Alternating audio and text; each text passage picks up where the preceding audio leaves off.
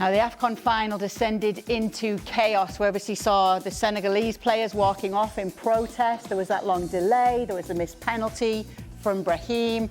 And now we're hearing that both teams could face punishment after what happened. This is what FIFA President Gianni Infantino has had to say. The ugly scenes witnessed Sunday must be condemned and never repeated.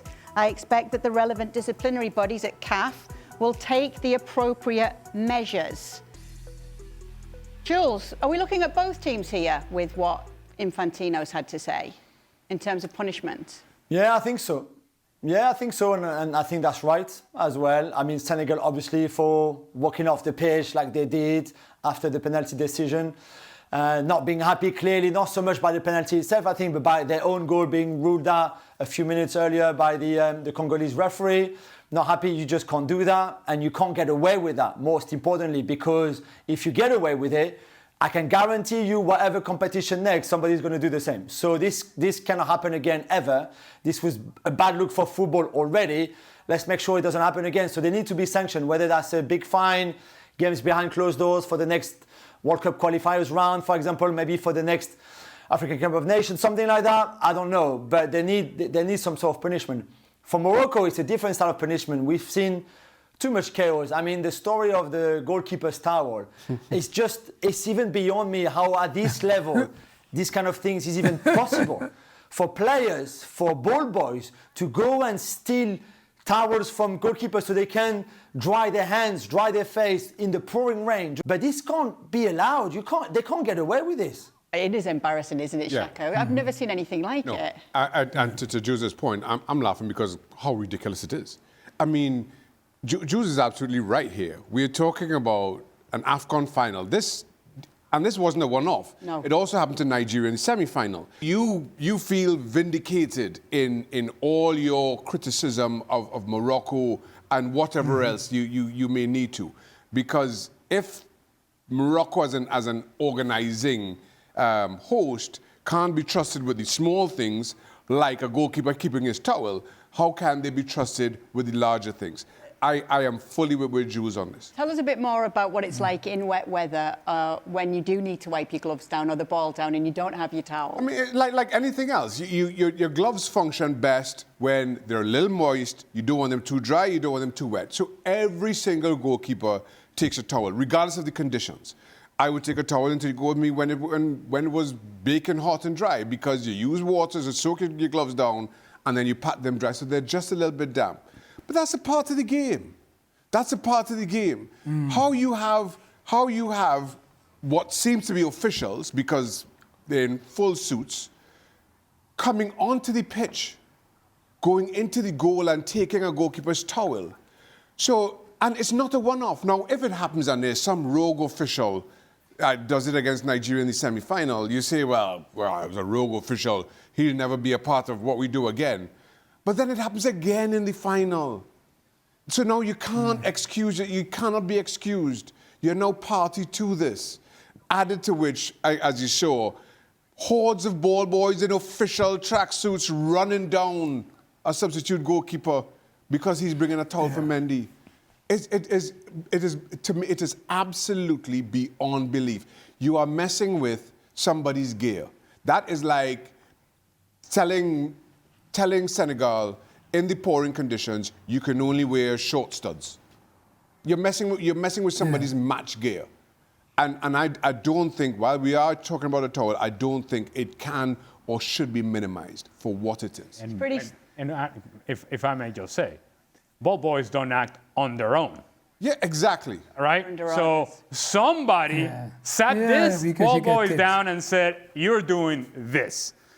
That order from wherever it came from, that's the trail that you got to follow, and that's how you actually get after Morocco in this particular sequence. Embarrassing doesn't begin to describe it.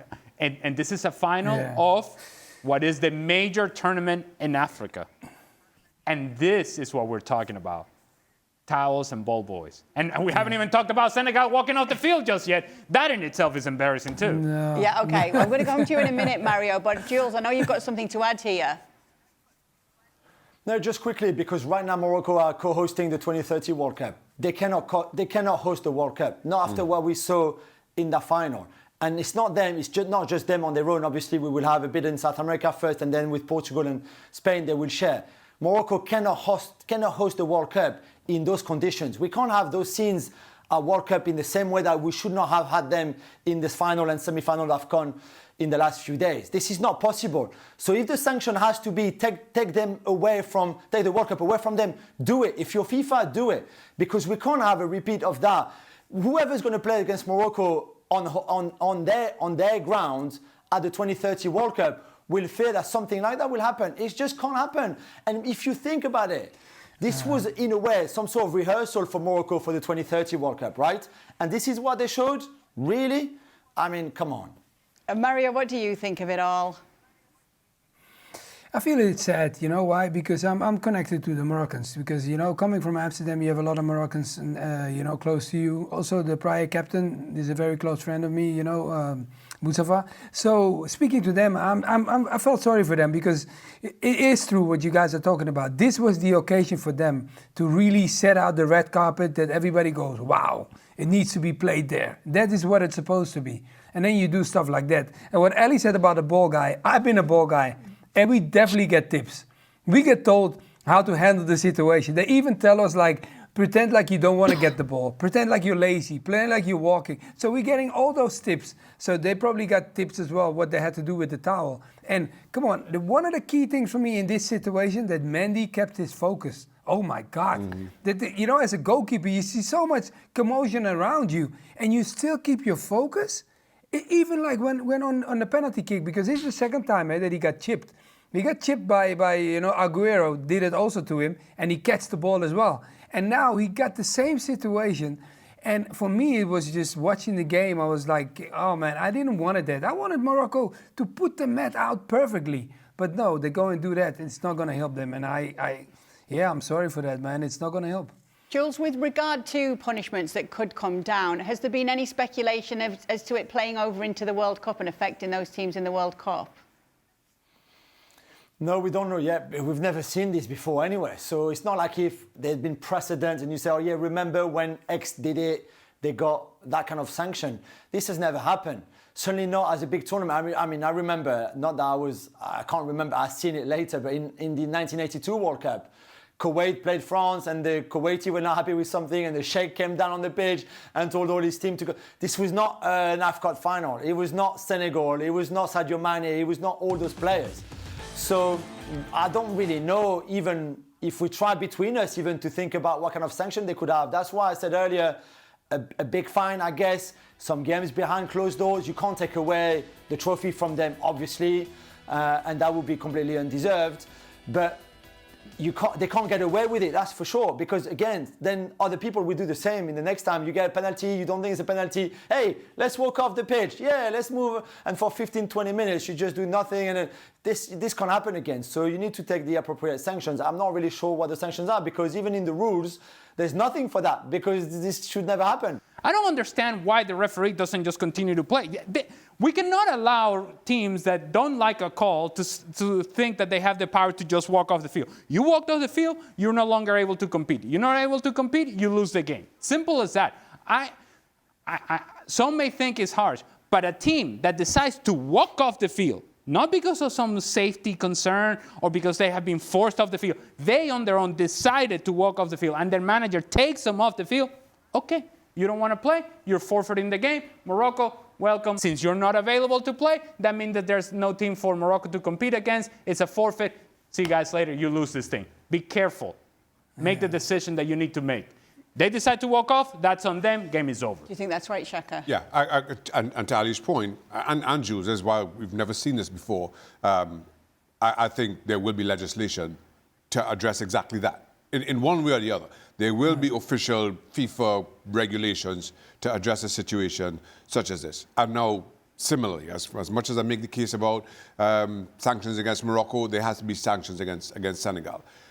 I have a feeling that those sanctions will be harshest on the Senegal coach, Thiaw, because he's the one who called the players off the field, and less so on the Senegalese national team per se. I am also mindful, and we spoke about this some time ago, with the Ronaldo red card and the suspension, that we felt at the time that FIFA were boxing themselves in, that if there was anything that kind of interfered with another player or another country's performance at the World Cup, they have to be a little bit lenient. And now you have this situation which far exceeds what Cristiano Ronaldo did on an individual basis. But all of a sudden, you've kind of boxed yourself into an air of leniency around it.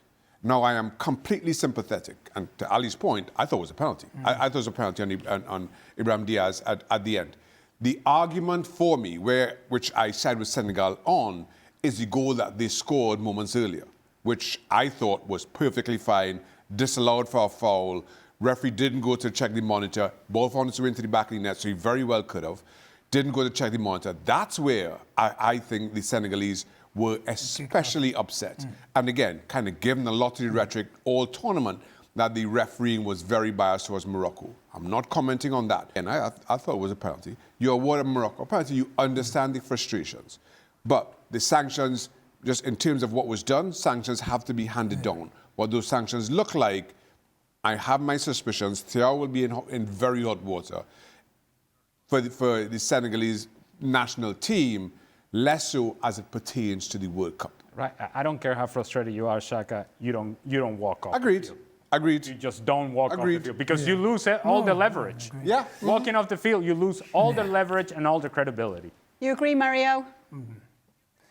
Yeah, no, I agree with the guys. But then you had, I was happy that I saw Mane, because I watched the game. Look, also for the spectators, right? And, like me, I'm not for either side, because I just want to see beautiful football and I see whoever wins the final. But then you're watching, the key thing is when I saw Mane calling his team out and saying, like, guys, come on, we're going to play this game like men, he said.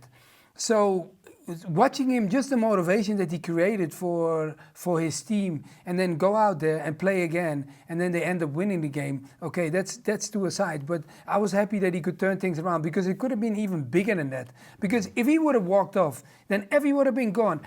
Imagine every player is in the dressing room and then trying to get them back out. Everybody's there. Now there was maybe one or two was still, between, and he was one of them. So I was happy that he could do that because he had the influence on his team. And then you could see also how important this game was. He won it prior to that, then he can win it again. Sometimes people don't realize how big the African Cup of Nations is. I've never played in it, but the way I watch it, oh my God, this is one of the cups that I would love to participate in because it's incredible, the joy that the guys get and the respect representing their country and the way the battles are going. This is something really beautiful to be part of. But it's sad that it ended like this. Yeah, absolutely. I really need to double down on what Mario just said because the story of AFCON 2026 cannot be told without mentioning Sadio Mane. It simply cannot. As good drama as that final was for any number of reasons, Sadio Mane stepping in, calling a team back out into the pitch and how that game ended up finishing. You cannot...